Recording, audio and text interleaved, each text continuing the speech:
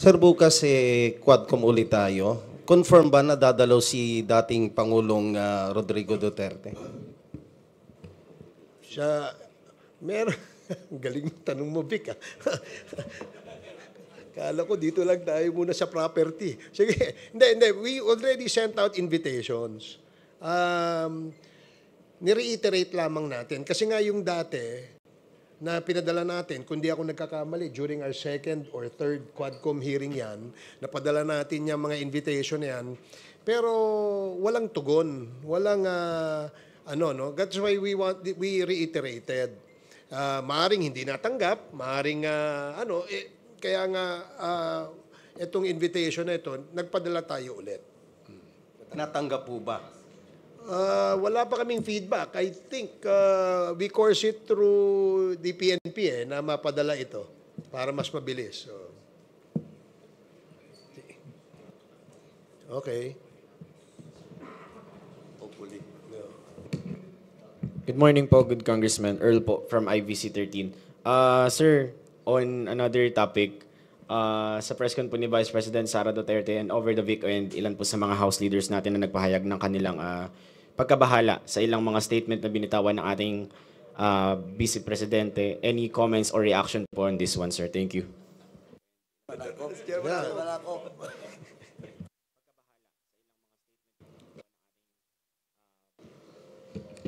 Yung sa akin talaga, gusto kong tanungin kung okay lang ba siya eh. Nag-aalala po talaga ako eh. Pero the statements were not even, for me, hindi na siya political eh. Parang it's a question of kultura. Nasa kultura ba nating mga Pilipino yung mga ganyan na statements? Ganyan ba tayo pinalaki? Ganyan ba kapaligiran natin? So, talagang nanlilisik. Parang galit na galit sa mundo. So, yun lang. Kaya talagang question ko po eh, kung talagang okay ba siya. So, yun. Follow up? Hello? Congressman Rog, your comment? Well, I have to agree with si Congressman Ortega. I think it's a cultural issue, especially yung relation to dun sa description yung bangkay. And I think most of the people have already complained po, no? I think it doesn't really involve any comment on our part as congressmen, and we leave it siguro to the people to decide on how they would see that as qualities of a leader. You know po. We'd like to acknowledge also the arrival of Congressman Jay Kung Hoon. Good morning, Congressman Jay. And you can also direct your questions to him. Sir, follow up. Go ahead. Following up with that lang po, some of the Young Guns leaders requested psychological evaluation for the Vice President, sir. Would this be firm or may re-recommenda daw po ba tayo na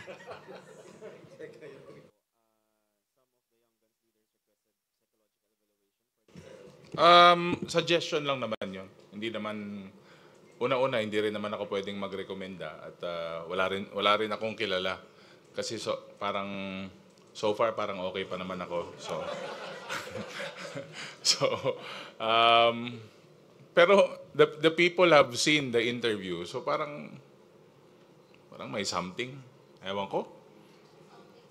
Oo. Parang punong-puno ng galit, saka parang parang yung mga lumabas sa ating mga pahayagan, para talagang parang hindi ko alam kung may meltdown o may problema na nangyayari right before our eyes during the press con. Sir?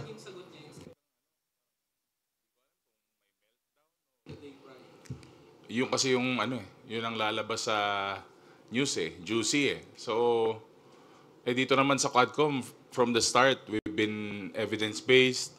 Kung ano po ang mga lumalabas sa aming legislative inquiry, very clear po yun na yun po ang lumalabas at napapalabas po sa social media. But, again, baka it's another diversionary tactic. Sir, sabi ni Attorney Sal Panelo kanina sa interview, hindi naman daw publicly sinabi ni VP Sara yon. Parang sa group chat lang daw yon. Doon sa sinabi na Ay, hindi. huhukayin nyo, yung paghukay. Hindi, magaling talaga siya sa ganun. Yung kasi siya yung official interpreter dati, nung dating Pangulo. So malamang ginagawa na rin niya dito ngayon. Sir, you mentioned parang punong-puno ng galit. Pwede bang? I'm Yes. sorry, sir.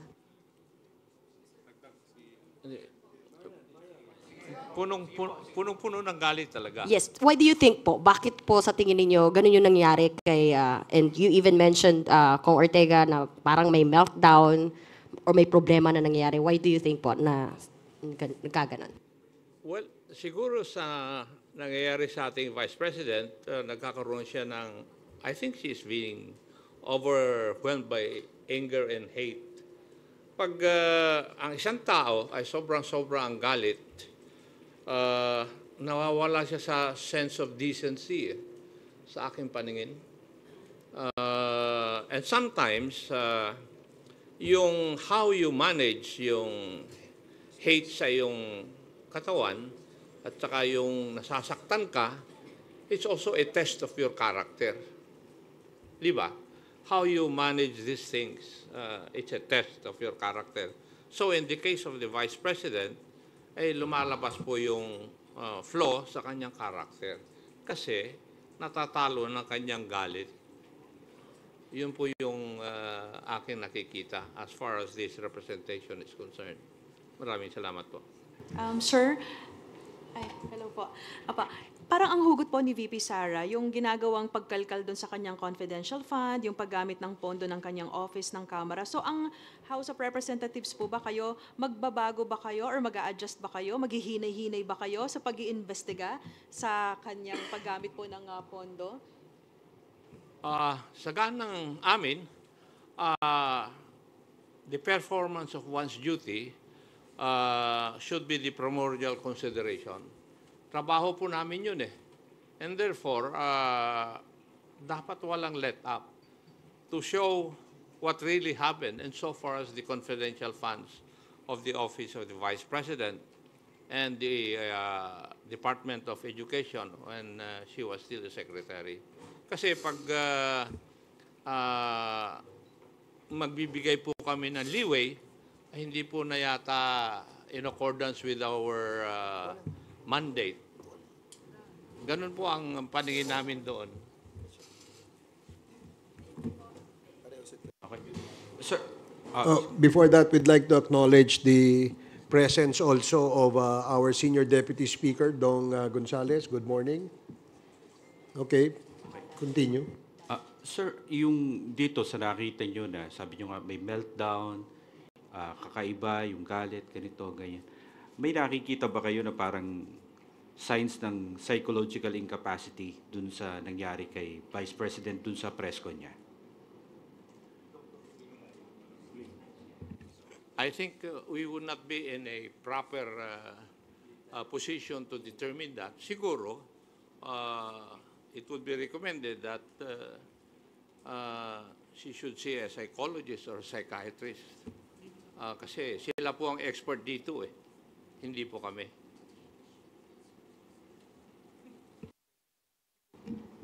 Sir, sorry, good morning po. Hindi lang po si Pangulong Marcos and former President Apo Marcos yung, kumbaga, tinira ni VP Sara. Meron din po kasi siyang binanggit, laban din po kay Speaker Romualdez, na sinabi niyang embarrassment daw po ang ating House Speaker. As House leaders, ano pong masasabi po ninyo dun sa pahayag po na yun? That's her opinion. It's not the opinion of 120 million Filipinos. Di po ba? And she is entitled to her opinion. Sir, follow-up lang. Kasi yung embarrassment po is stemming from doon sa sinabi ni VP Sara na tumanggap daw po ng suhol si Speaker Romualdez. Do you know anything about this? Or what can you say about this po? Suhol saan yun? She did not expound or elaborate po yung tungkol doon sa susunod daw niyang press con. Pero, So we will not be commenting on that kasi hindi naman namin alam kung ano suhol yan. hayaan mo po muna mag-expound siya. Then we'll answer the issue about it. And second siguro, I'd just like to add now, just like what we have done with the Office of the Vice President, giving due courtesy to that office, ang unsolicited advice po is the Vice President should also give due courtesy to the Office of the President and, of course, to the late Ferdinand Marcos Sr. Yun lang po. Kasi well in fact, for the record, napakaganda na pong binigay naming courtesy sa kanya nung she was invited during the Good Government Committee hearing.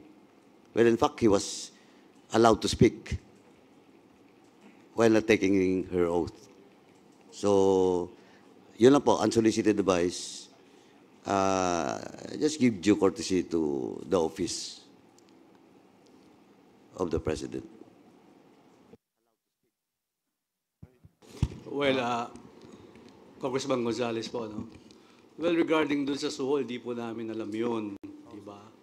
Ang pagkaalam ko po from the day of the campaign, ang kasama po ni Vice President Sara ay si Speaker Martin Romualdez.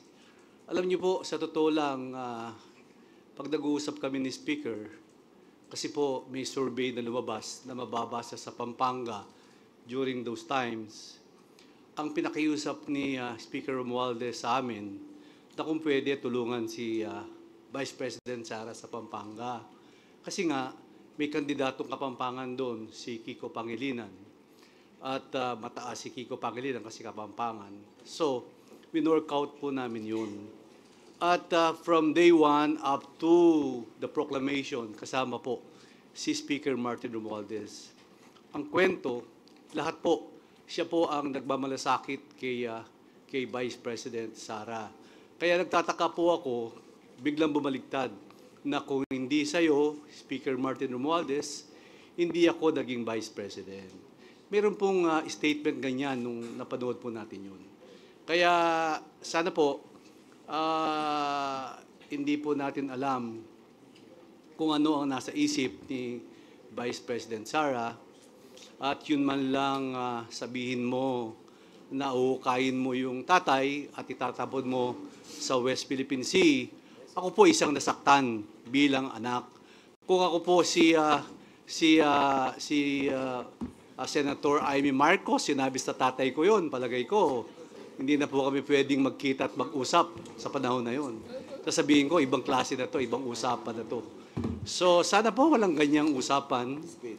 At yung ganyang naririnig kong mga salita, salita pag umiinom sa kanto, sa barangay, paglasing na, biruan lang yun, di ba? Pero walang ganyang, pero wala pong ganyan. Medyo, ako po, honestly, after yung press conference niya, meron po, nasa palasyo po ako, birthday po ni E.S. Bersamin. Pero gusto kong sabihin sa presidente, pero hindi ko po nasabi, kasi baka ayaw po niyang marinig yun. Pero deep inside in my heart, ako po talaga nasaktan doon sa sinabi niya. Because I'm also, anak po ako eh. Hindi na po ako makakakita ng tatay. Isa lang po ang tatay ko. Tapos sasabihin po sa tatay ko yun, nuhukayin niya at itatapon niya. Ay, palagay ko napakasakit po nun. So bilang isang Kristiyano, bilang isang batang pinalaki sa maayos, palagay ko foul po yun. Salamat po. Thank you. I would like to acknowledge also the presence of the chairman of the Committee on Human Rights, our co-chair sa Quadcom, Congressman Benny Abante. And, good morning. Mr. Chair, in addition to that, na sinabi po ni SDS, alam nyo, kahit pagbalik-balik na din natin ang mundo, yung ating pong former president, si Ferdinand Marcos Sr., malaki po nagawa niya sa bansang Pilipinas. Kahit sabihin na natin na inakusahan siya na diktador, at napatalisik siya ng ating pong mga kababayan. Pero at the end of the day, we have to accept that he made a lot of things for the Filipino people. At yung pong pagsasabi na huhukayin siya at itatapon sa West Philippine Sea. Medyo parang sa mga nagmamahal, no, lalo na yung mga Marcos loyalists, no, na nakita natin na talagang pinaglalaban yung ating pong dating Pangulo, napakasakit po nun. And we have to be careful with our statements, no? Kasi hahabulin tayo ng panahon at pagkakataon. Like for example, yung ginagawa po na statements ng ating pong dating Pangulo, si Rodrigo Roa Duterte, ngayon hinahabol na po siya ng sitwasyon. We hope that this will not happen to the Vice President. But definitely, somebody might file a case against her. At nobody can prevent that dahil nga wala namang immunity ang ating pong Vice President. Masakit po yung mga ganitong klaseng salita na hindi naman po dapat nasabihin na nanggaling sa isang opisyal ng ating bansa.